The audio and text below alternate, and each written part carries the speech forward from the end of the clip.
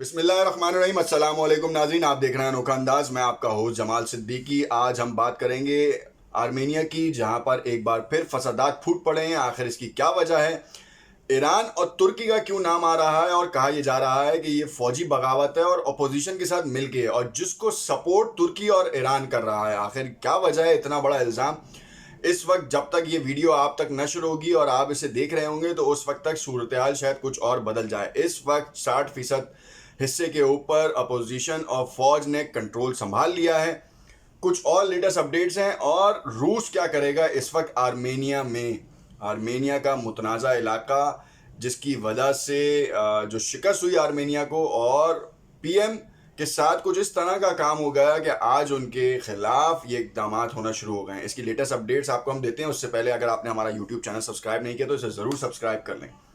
اب ہم بات کرتے ہیں ایران اور ترکی کی، کہ کہا یہ جا رہا ہے کہ ایران اور ترکی اس فوجی بغاوت کے پیچھے ہیں، اور دیکھا یہ کہ اس کی جو مثال دی جا رہی ہے وہ یہ ہے کہ ستمبر میں جب آرمینیا اور آذربائیجان کی لڑائی ہوئی ہے، اور اس متنازع علاقے کے اوپر جو ناگورنو کراباخ کا علاقہ ہے، اور کہا یہ جاتا ہے کہ 1988 سے لے کے 1994 تک یہاں پہ جو لڑائی ہوئی وہ 10 لاکھ لوگوں کو دربدر کر گئی۔ نیم خود مختار علاقہ ہے یہ، اور اس کا یہ کہا جاتا ہے کہ آرمینیائی نسل ذرا زیادہ وہاں پہ پنپتی ہے۔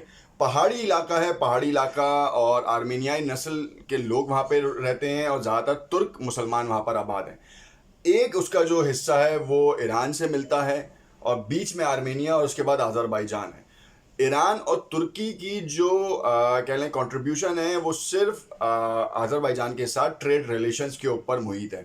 آرمینیا کے ساتھ ایسا کوئی بھی ایگریمنٹ اور ایسا کوئی پیکٹ نہیں ہے، نہ ترکی کا نہ ایران کا۔ ایران صرف اپنے مسلمان بھائیوں کے حوالے سے بڑا فکر مند رہا، اور اس نے تجارتی معاملات کو بڑا خوش اسلوبی سے طے کیا۔ اب سینیریو یہ ہے کہ اس وقت آرمینیا کے اندر جو کلیشز چلنا شروع ہوئے ہیں ان کے پیچھے بہت سی وجوہات تھیں، جس میں ایک وجہ یہ تھی کہ روس کے کہنے کے اوپر انہوں نے متنازع علاقہ کے اوپر جو ہے قبضہ کرنے کی کوشش کی، جس کا منہ توڑ جواب دیا آذربائیجان نے۔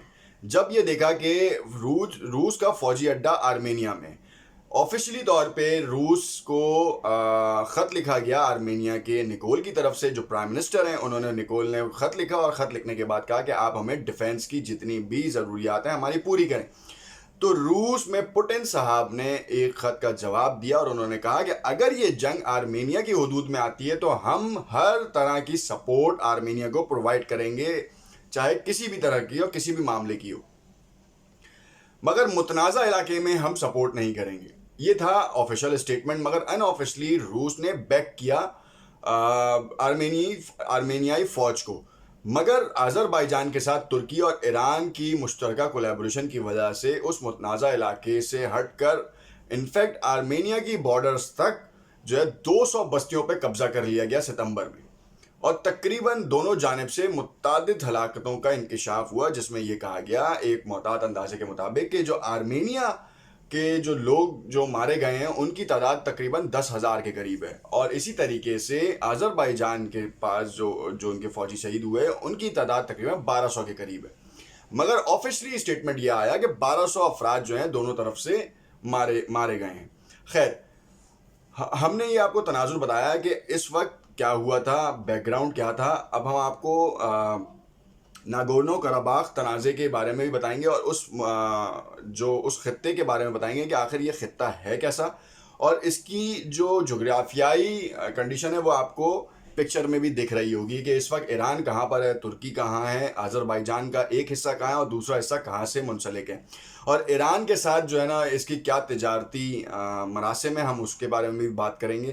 اس وقت ہم کچھ جو مندرجہ ذیل پوائنٹس ہیں، جو مین پوائنٹس ہیں، اس کے حوالے سے بات کرتے ہیں۔ آپ کو ہم بتائیں کہ ناگورنو کراباخ جو ہے وہ 4400 مربع کلومیٹر پر محیط پہاڑی علاقہ ہے۔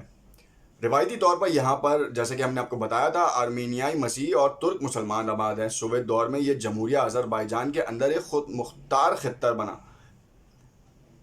بین الاقوامی طور پر اسے آذربائیجان کا حصہ تسلیم کیا جاتا ہے، تاہم اس کی اکثریتی آبادی آرمینیائی نسل سے تعلق رکھتی ہے۔ خود ساختہ حکام کو آرمینیا سمیت اقوام متحدہ کا کوئی بھی رکن تسلیم نہیں کرتا۔ यहाँ 1988 से 1994 के दौरान होने वाली जंग में तकरीबन 10 लाख लोग दरबदर हुए, जबकि 30,000 लोग हलाक हुए। अलहदगी पसंद कुव्वतों ने अजरबैजान के इस खत्ते के गिर्द इजाफी इलाकों पर कब्जा किया। सन 1994 में जब जंगबंदी के बाद से इस तनाज़े के हवाले से कोई पेशरफ्त नहीं हुई, तो तुर्की अजरबैजान की वाज़ेह हिमायत करता आया और साथ साथ ईरान भी था।